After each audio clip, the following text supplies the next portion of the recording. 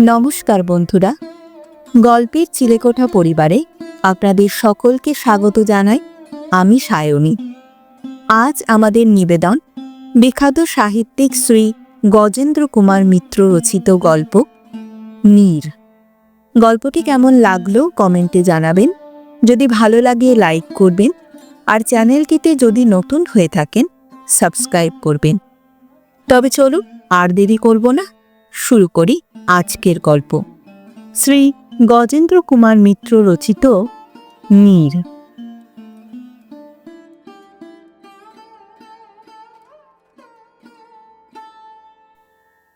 বিপাশার বর দেখে এমনকি ওর বাবা মাও খুশি হলেন। এমনকি বলাটা হয়তো ভুল হলো, আসলে তারাই খুশি হলেন। কারণ ওর যারা সহকর্মিনী এবং আত্মীয়া, তাদের কারোরই খুশি হবার কথা নয়। বিজয়িনী বিপাশার কষ্টকৃত গাম্ভীর্য ভেদ করে ওর চোখের কোণে এবং ঠোঁটের ফাঁকে যে গর্বের ও আনন্দের হাসি উপচে পড়ছে, তা দেখে কোনো নারী খুশি হতে পারে না। কুমারীরা তো নয়, তাদের মায়েরাও নয়। তবে এমন কি বলবার কারণও একটু আছে বইকি। মধ্যবিত্ত ঘরের কন্যারা যখন উপার্জন করতে শুরু করে, তখন তাদের বিবাহ দেবার কথা উঠলে আয়ের ঘরে ঘাটতির কথাটাও মনে উঠে পড়ে। বিপাশার বাবা সাধারণ সরকারি চাকুরে, হিসেবের অফিসে কাজ। 1000 এবং লাখ টাকার শুকনো অঙ্ক কষে মাস গেলে 250-র বেশি ঘরে আসে না। উপরির কোনো পথ নেই। সওদাগরি অফিসের কেরানিদের অবশ্য বোনাস আছে, বিদেশ ভ্রমণের খরচা আছে, চিকিৎসার খরচা আছে, তা থেকে 2 পয়সা আসে। কিন্তু এখন সে কথা ভেবেই ঈর্ষিত হওয়া ছাড়া কোনো পথ কোনো দিকে খোলা নেই। মাধববাবু যখন চাকরিতে ঢুকেছিলেন, তখন সরকারি চাকরি পাওয়াটাই মানব জীবনের সর্বশ্রেষ্ঠ সৌভাগ্য বলে বিবেচিত হতো। সেই সুদুর্লভ সৌভাগ্যেরই তো ফলভোগ করে চলেছেন তিনি। সুতরাং কাকে কি বলবেন? তবে একটা বুদ্ধিমানের কাজ তিনি করেছিলেন। নিজেরা বহু কষ্ট করেও একমাত্র কন্যাকে শিক্ষার পূর্ণ সুযোগ দিয়েছিলেন।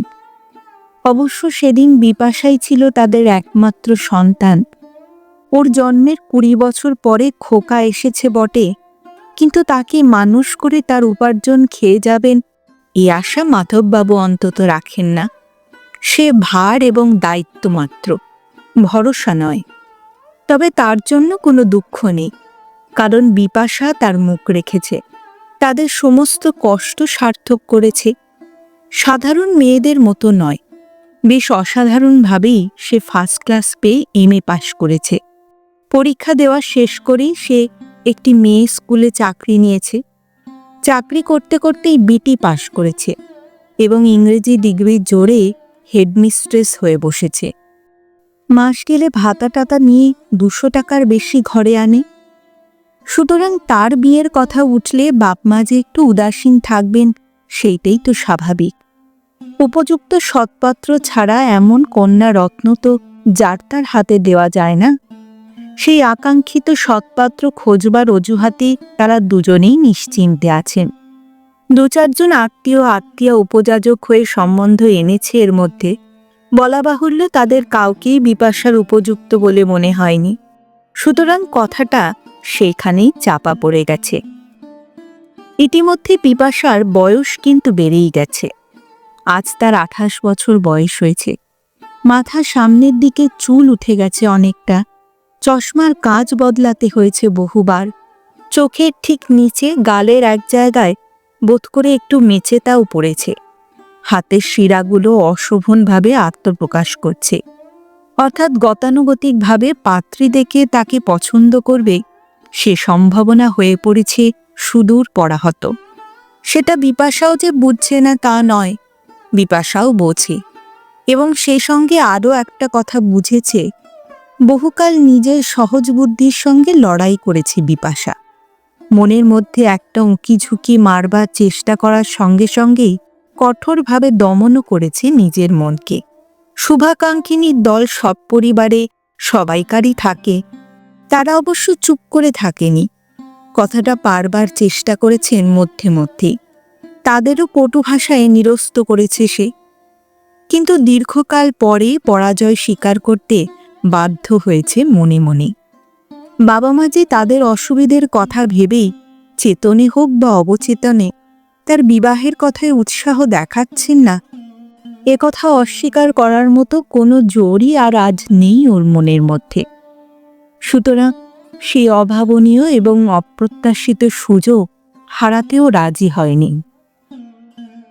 অপূর্ব রূপবান ছেলে বিজয়, সত্যিকারে চোখ ধাঁধানো রূপ তার। শুধু রূপ বা কান্তি নয়, স্বাস্থ্যটাও তার দেখবার মতো। বহুকাল ব্যায়াম করা সুগঠিত দেহ, রাস্তার লোকেও অবাক হয়ে তাকিয়ে থাকে তার দিকে। সেই বিজয় যদি স্বেচ্ছায় তার কাছে এসে ধরা দেয়, তো বিপাশার আপত্তি করারই বা কি থাকতে পারে? ওর চেয়ে বয়সে ছোট, তাই তো হবে। 24-25-এর বেশি কিছুতেই হবে না বিজয়। কিন্তু সে কথা যদি তার তরফ থেকে না উঠে থাকে, তো বিপাশারই বা কি দরকার এসব তুচ্ছ কথা নিয়ে মাথা ঘামাবার? ওর চেয়ে বিদ্যায় ছোট, হ্যাঁ, বিজয় নিজেই স্বীকার করেছে। ইন্টারমিডিয়েট পড়তে পড়তে কলেজ ছেড়ে দিয়েছিল সে। কবিতা আর ব্যায়াম, এই দুই বিপরীতধর্মী নেশায় পড়ে পড়াশুনো তার আর এগোতে পারেনি। কিন্তু তাতে কি? এতকাল শিক্ষিত পুরুষেরা এদেশে নির্বিচারে অশিক্ষিত মেয়েদের বিবাহ করে তাদের সঙ্গে জীবন কাটিয়ে দিল। তাদের যদি কোনো অসুবিধে না হয়ে থাকে, তো মেয়েদেরই বা হবে কেন? তাছাড়া জীবনের বহু ব্যবহারিক ক্ষেত্রেই পুরুষের শ্রেষ্ঠতা অবিসম্বাদিত, কথা অন্তত বিপাশা স্বীকার করে। সুতরাং তার সঙ্গে ঘর করতে গেলে ডিগ্রিটার কথা মনে পড়বে এমন আশঙ্কা ওর নেই। তবে বেকার নয় বিজয়, চাকরি করে, এবং সরকারি চাকরিই করে। সচ্চরিত্র, ভদ্র, মিষ্টভাষী তরুণ। পান খায় না, সিগারেট খায় কদাচ কখনো। দীর্ঘকালের পরিচয়ে সব খবরই খুঁটিয়ে নিতে পেরেছে বিপাশা। তবে আয় কম, খুবই কম। লোয়ার ডিভিশন ক্লার্ক, সব জড়িয়ে 150-র বেশি হয়তো পায় না। কিন্তু তাতে কি? বিপাশার আয় তো রইলই। বিপাশা তো আর এখনই চাকরি ছাড়ছে না। দুজনের আয়, ছোট্ট সংসার, তাদের চলে যাবে না? খুব যাবে। নাইবা রইল সেখানে প্রাচুর্যের সমারোহ, নাইবা রইল বাহুল্য বিলাসবনা। তারা চায় ছোট্ট একটু নির্বাধ্যে উপকরণের সমস্ত দৈন্য যেখানে আন্তরিকতায় পূরণ করবে, যেখানে অভাব অভাব বলেই বোধ হবে না। পরস্পরের প্রতি প্রেম যেখানে সীমাহীন অনন্ত মানস আকাশের দিকচক্র রেখাকে জ্যোতির্ময় করে রাখবে। আর এ বস্তুটির কোনো অভাব হবে বলে বিপাশা অন্তত মনে করে না। কারণ গত 9 মাস ধরে দেখছে সে বিজয়কে, ভালো করেই দেখছে, বাজিয়েও নিয়েছে। তার চোখে দিনের পর দিন যে পূজা, যে স্তুতি দেখেছে, তা আর কারোর চোখে কখনো দেখেছে বলে মনে পড়ে না। সে চাহনিতে নতুন করে সম্ভ্রমবোধ জেগেছে বিপাশার মনে, নতুন মূল্য খুঁজে পেয়েছে নিজের। ওদের পরিচয়ের সূত্রটা অবশ্য একটু বিচিত্র। কবিতা লেখার অভ্যাস বিপাশারে ছিল এককালে। এখন স্কুলের পরিচালনা সংক্রান্ত সহস্রবিধ কাজে এবং পরীক্ষার খাতার তলায় সে অভ্যাস বোধ করেই একেবারেই চাপা পড়ে গিয়েছিল। হঠাৎ সেই উপলক্ষেই ওদের দুজনের পরিচয় হয়ে গেল। পাড়ার ছেলেরা হাতে লেখা মাসিক পার করত, তারাই বিপাশাকে করেছিল সম্পাদিকা, অর্থাৎ ওকেই দেখে দিতে হবে বা শুধরে দিতে হবে রচনাগুলো। এর ভেতরে কে একজন জোগাড় করেছিল বিজয়ের একটি কবিতা। বিজয় নামকরা কবি, তাদের কাছে অন্তত। অনেক সাপ্তাহিক ও দৈনিক কাগজে ইতিমধ্যে বিজয়ের কবিতা ছাপা হয়েছে। তার কবিতা নিহাত সৌজন্যের খাতিরেই দেখতে দেওয়া হয়েছিল বিপাশাকে। বিপাশা কেবলমাত্রই কৌতূহল ভরেই চোখ বোলাতে গিয়েছিল, কিন্তু দেখতে গিয়ে মনে হলো যে বক্তব্যটা অসম্পূর্ণ রয়ে গেছে। সে আরও 2টো লাইন তাই জুড়ে দিল তার সঙ্গে। শোভন বলে যে ছেলেটি আসত লেখা দিতে ও নিতে, তাকে বলে দিল, বিজয়বাবুকে একবার দেখিয়ে নিও, আমার মনে হয় এ পংক্তি 2টো থাকা দরকার। অবশ্য উনি যদি আপত্তি করেন তো সে কথা আলাদা। বিজয় আপত্তি তো করেইনি, বরং সে মুগ্ধ হয়ে গিয়েছিল। ওই 2টি লাইন যোগ দেওয়াতে কবিতাটি অনেক বেশি সুন্দর, অনেক বেশি সার্থক হয়েছিল বলেই তার ধারণা। সে ব্যাকুল হয়ে উঠল বিপাশার সঙ্গে পরিচিত হবার জন্যে। এমন অসাধারণ যার মনীষা, না জানি সে নিজে কেমন। সুযোগও মিলল শিগগিরই। পাড়ার সরস্বতী পুজো উপলক্ষে একটি সাহিত্য সভা হতো। সেবার বিজয়কে আমন্ত্রণ করা হয়েছিল কবিতা পড়তে। হয়তো তার মধ্যে বিজয়ের নিজেরই উদ্যোগ ছিল কিছু, অন্তত বিপাশার তাই বিশ্বাস। বিপাশাও উপস্থিত ছিল সেই সভার। সভা ভাঙতে কে যেন আলাপ করিয়ে দিয়েছিল ওদের। আনন্দে, লজ্জায়, স্তুতিতে যেন গলে পড়েছিল বিজয়। বিজয় বলেছিল, আপনি এত ভালো বোঝেন, এত ভালো হাত আপনার, কবিতা লেখেন না কেন? উফ, কি যে ভালো আপনি লেখেন তা আপনি নিজেও জানেন না। আপনি আপনার মতো জিনিয়াস কিনা লেখা ছেড়ে দিলেন? বিপাশা বললে, কে বলল আমি ছেড়ে দিয়েছি? স্কুলের রিপোর্ট লিখতে হয় না, মেয়েদের নোটস লিখতে হয়, আরও কত কি। আর সময় কোথায় বলুন? পৃথিবীতে কবিতা নেই, সাহিত্য নেই, আছে শুধু খাতা। কোয়ার্টারলি, হাফ ইয়ারলি, অ্যানুয়ালি, কতগুলো পরীক্ষা জানে? হাজার হাজার খাতা, খাতার সমুদ্র। সে সমুদ্রে কবিতা লক্ষ্মী কোথায় তলিয়ে গেছেন?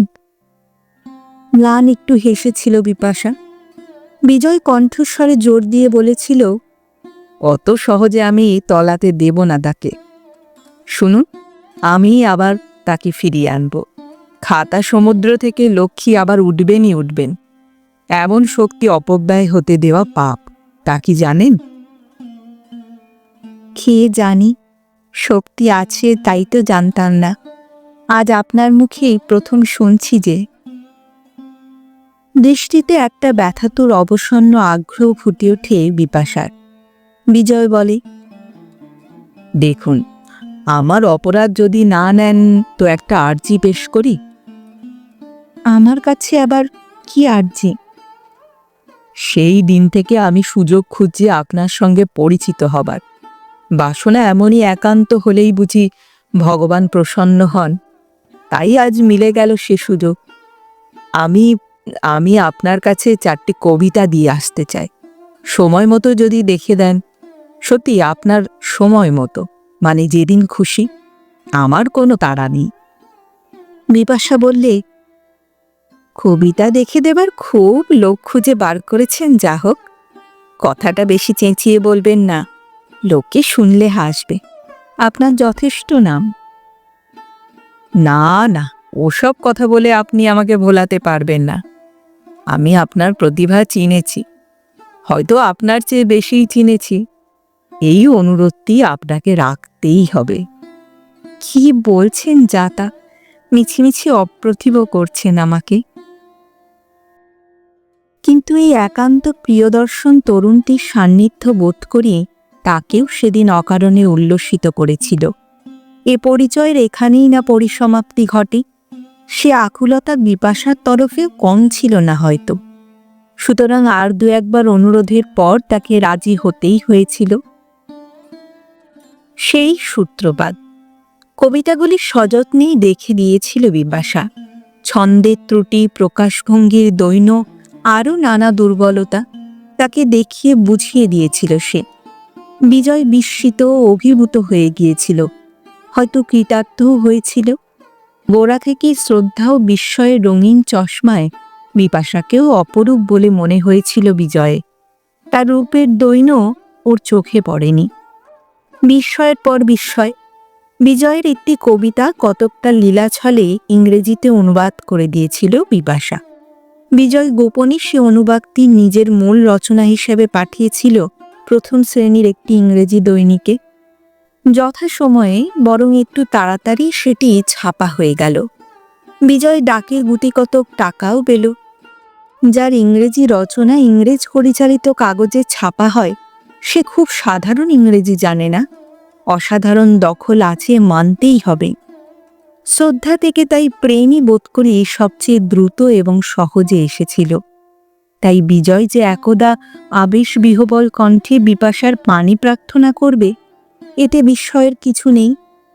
এবং প্রাথমিক দু একটি নিতান্ত তুচ্ছ আপত্তির পর বিপাশাও যে সম্মত হবে, সেটাই তো স্বাভাবিক। মহা সমারোহে একদিন বিবাহ হয়ে গেল তাদের। সমারোহেই একটু হলো। প্রাথমিক বিতরাগ, আকাঙ্ক্ষা এবং হতাশা কেটে গেলে বিপাশার বাবা মার মধ্যে সাধারণ বাবা মা জেগে উঠলেন। নিজেদের ক্ষতি যখন অবশ্যম্ভাবী, তখন তা মেনে নিতে খুব বেশি গোলমাল করলেন না তারা। তারা সেকেলে মানুষ, পাত্রের আয় নিয়েও মাথা ঘামালেন না। সুশ্রী, স্বাস্থ্যবান, সচ্চরিত্র পাত্রের সঙ্গে মেয়ের বিয়ে হচ্ছে, এর চেয়ে আর বেশি কি চাইবার থাকে? বিজয়ের চাহিদা কিছু না থাকলেও তারা ধার দেনা করে জামাইকে এটা ওটা দিতে চাইলে। বিজয়ের বাবা মা নেই, দাদা বৌদির সঙ্গে সে এতকাল ছিল, এবার ওকে নতুন বাসা নিতে হবে। কারণ প্রথমত তারা অসবর্ণ বিয়ে সমর্থন করলেন না, দ্বিতীয়ত তাদের বাসা নিতান্তই ছোট, সেখানে দুটি পরিবারের থাকা অসম্ভব। ছাত্রীদের কল্যাণে বিপাশার বাসার অভাব হল না। শহরতলিতে একটি ছোট্ট ফ্ল্যাট মিলল অপেক্ষাকৃত কম দরে, 80 টাকা ভাড়া, কিন্তু সেলামি অগ্রিম কিছুই লাগল না। ভাড়াটা শুনে অবশ্য বিজয়ের মুখ শুকিয়ে গিয়েছিল। বিপাশা বললে, তুমি ওসব নিয়ে মাথা ঘামাচ্ছ কেন? সংসার তো আমারও। বিপাশার বাবা খাট, বিছানা, চেয়ার, টেবিল, ড্রেসিং টেবিল, আলমারি, অনেক জিনিস কিনে দিলেন। এছাড়া বাসন কোসন, গৃহস্থালির খুঁটিনাটি বহু জিনিস দিয়ে ওদের সংসারটি সুন্দর করে সাজিয়ে দিলেন। জামাইকে ঘড়ি, বোতাম, আংটি কিছুই দিতে ত্রুটি করলেন না। বিজয় অনেক আপত্তি করেছিল, কিন্তু বিপাশার মা বলেছিলেন, সে কি বাবা, কত সাধনার ধন তুমি আমার খুকির বর, তোমাকে দেব না তো কাকে দেব বলো? দিতে তো ইচ্ছে করে দুনিয়া শুদ্ধ উজাড় করে। কি বলবো, মরমে মরে আছি তাই। বিবাহ রেজিস্ট্রি করে হওয়ার পর বিশুদ্ধ হিন্দু মতেও হয়েছিল একবার। লোকজনও বিস্তর খাইয়েছিলেন বিপাশার বাবা। এমনকি নতুন বাসাতে গিয়ে এরাই উদ্যোগী হয়ে বৌভাতের আয়োজনেও ত্রুটি রাখেননি। এমন জামাই হলো, 5 জনকে দেখাবেন না? এরপর কয়েকটি দিন কাটল ওদের স্বপ্নের মধ্যে দিয়ে। তখন বিপাশার গ্রীষ্মের ছুটি চলছে। বিজয়ও ছুটি নিয়েছিল মাসখানেকের জন্যে।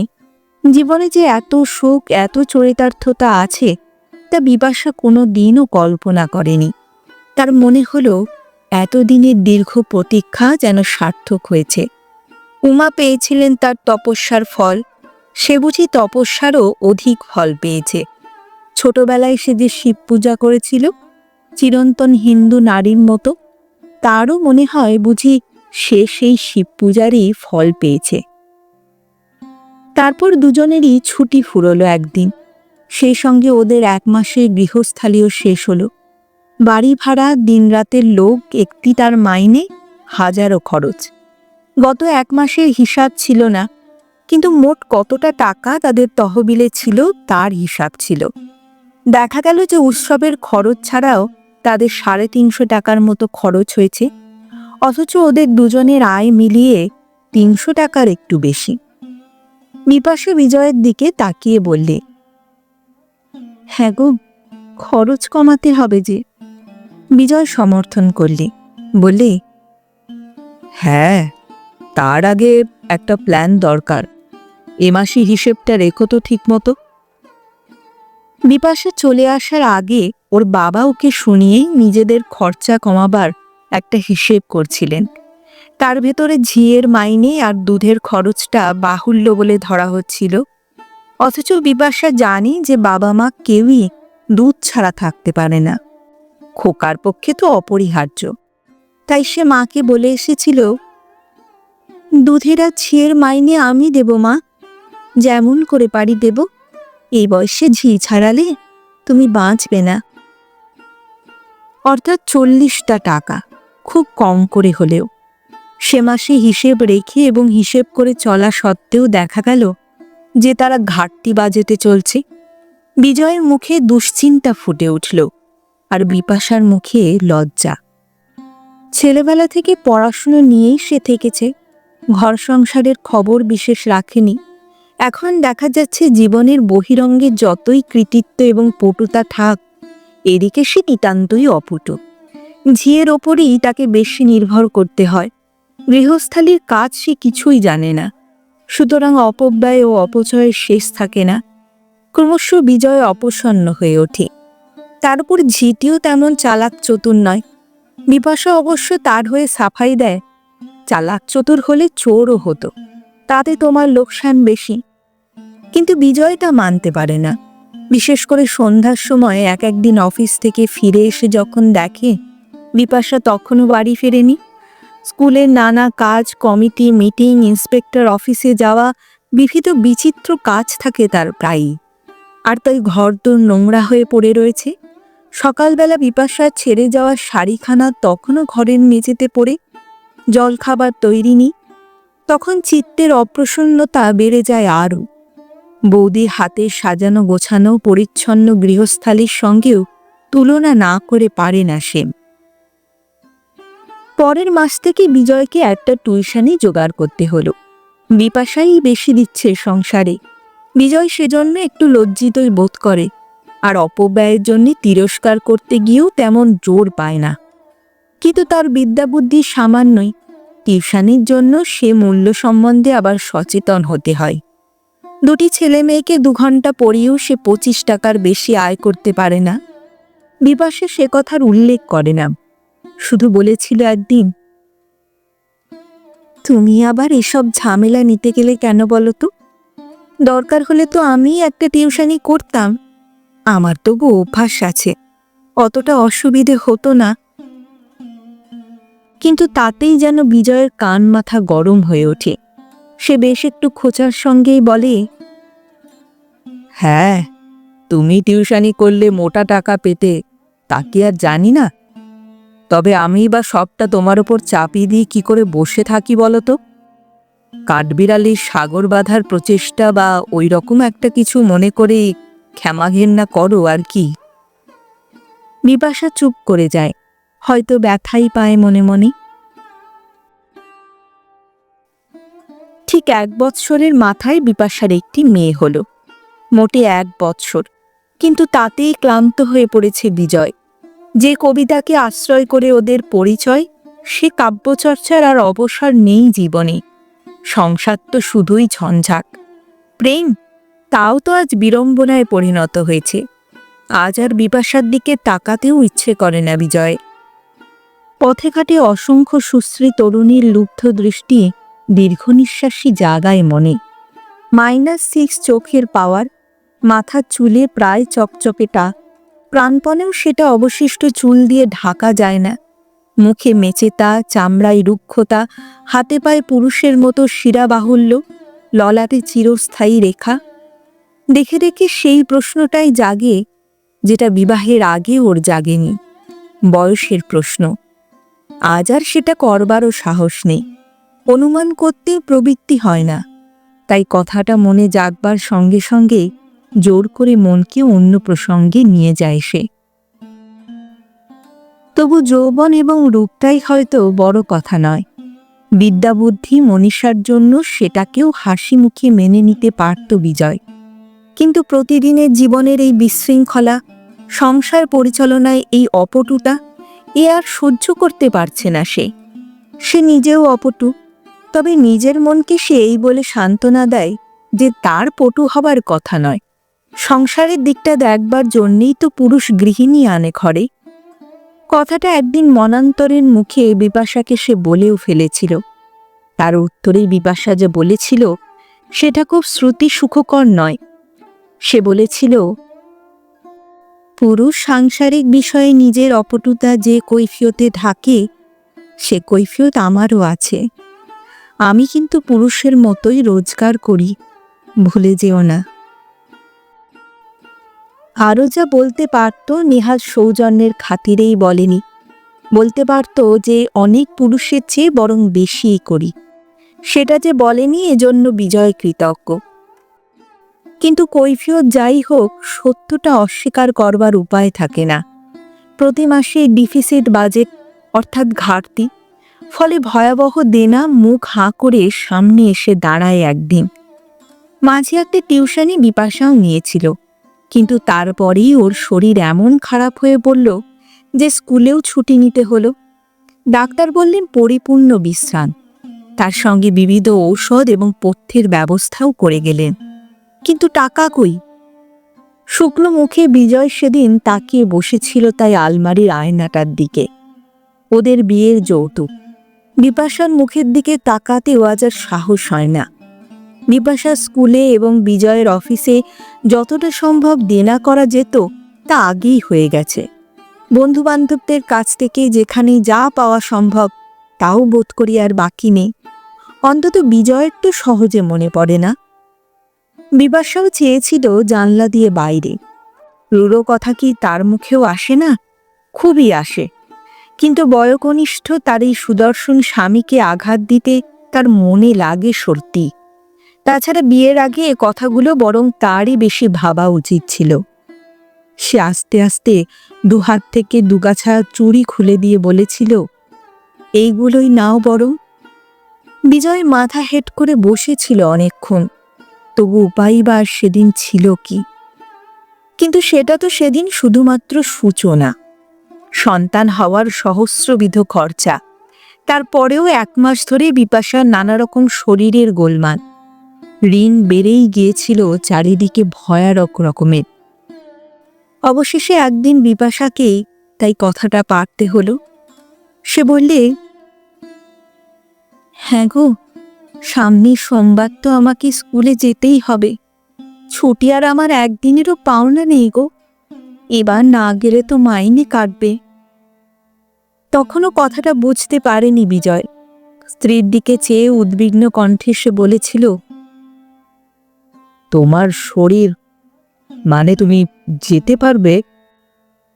সে যেমন করেই হোক গো, আমাকে যে যেতেই হবে। কিন্তু সে কথা তো হচ্ছে না।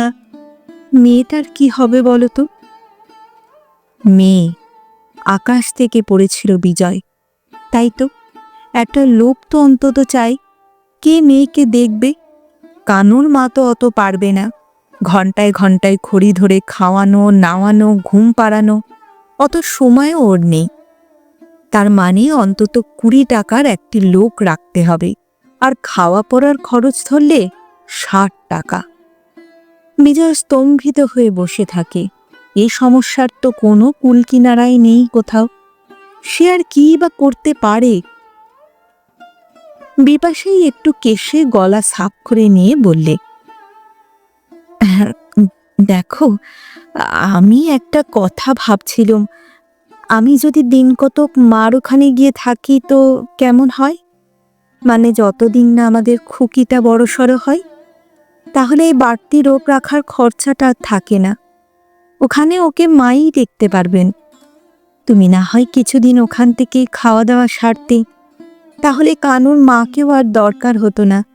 এধারে দেনাটাও একটু হালকা হয়ে আসতো ততদিনে। অকস্মাৎ অন্ধকার সমুদ্রে সূর্যোদয় হলো যেন। বিজয় বিপুল আলো দেখতে পেল। সে সোৎসায় বলল, তারই বা দরকার কি বলতো? মিছিমিছি 80 টাকার বাড়িটা টেনে মালপত্রগুলো কোনো মতে ও বাড়িতে গুজে রাখতে পারবে না? আমি না হয় একটা মেসেই থাকতুম বছরখানেক, অনেকটা খরচ কমে যেত তাহলে। আর একটা টিউশনিও নিতে পারি আমি। দেনাটা তাহলে মোটামুটি শোধ করে আনতে পারা যায়। বিপাশার কি একটু উৎসাহ বোধ করে? সে বলে, তা মন্দ নয়, দেখছি মাকে বলে। ধরবে তো? ভালোই হবে। সেই ব্যবস্থাই হলো। মালপত্র নিয়ে বাপের বাড়িতে গিয়ে উঠল বিপাশা। বিজয় বেশ ভালোই একটা মেস পেয়েছে, তবে হয়তো তাকে বেশি দিন মেসে থাকতে হবে না। দাদা প্রায়ই বলছেন, কি দরকার মিছিমিছি শরীরটা নষ্ট করে, আড্ডা যখন আছেই একটা। বিজয় কথাটা ভাবছে। এমনই করে গোটা 1খানা বছর কেটে গেল। বিপাশাও কিন্তু কোনো উচ্চবাচ্য করেনি। বিজয় কথাটা তোলেনি। বহুকাল পরে সে যে একটু নিশ্চিন্ত হয়েছে, আবার কবিতা লিখতে শুরু করেছে দু একটা। মিছিমিছি অশান্তি এবং দুশ্চিন্তাকে ঘাড় বেতে নিতে তার অন্তত আজ কোনো তাগিদ নেই। আর মেয়ে, হ্যাঁ, মেয়েটাকে গিয়ে মাঝে মাঝে দেখে আসে বিজয়, আর এটা ওটা দিয়ে আসে বই কি। তবে বিপাশার সঙ্গে তার বড় একটা দেখা হয় না, কারণ রবিবার ছাড়া বিপাশাকে ধরা যায় না। রবিবারে আবার বিজয়ের সময় হয় না। সাহিত্য সভা বা সাহিত্য বৈঠক একটা না একটা থাকেই। দিনের পর দিন এইভাবেই কেটে যায়। জীবনের বাস্তবতার ধাক্কায় তাদের স্বপ্নের নির্বাধবার আশা ক্রমশই দূরে সরতে থাকে। সে কথা বিজয়ও বোঝে, বিপাশাও বোঝে, কিন্তু তাদের কি বা করবার আছে? জীবন জীবনের মতোই চলতে থাকে।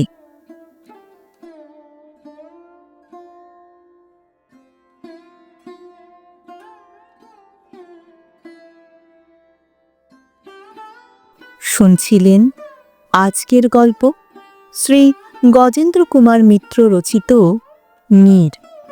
ফিরে আসছি আরেকটি নতুন গল্পের সঙ্গে কিছুদিনের মধ্যে। ততদিন ভালো থাকবেন, সুস্থ থাকবেন এবং গল্পে থাকবেন। আর আমার গল্প পাঠ ও উপস্থাপনা যদি ভালো লাগে তাহলে লাইক আর কমেন্ট করতে ভুলবেন না। আর চ্যানেলটিতে যদি নতুন হয়ে থাকেন সাবস্ক্রাইব করবেন। এতে আমার উৎসাহ ও আত্মবিশ্বাস দুই বাড়ে। তাহলে আজ এখানেই বিদায় নেব। আবার দেখা হচ্ছে। নমস্কার।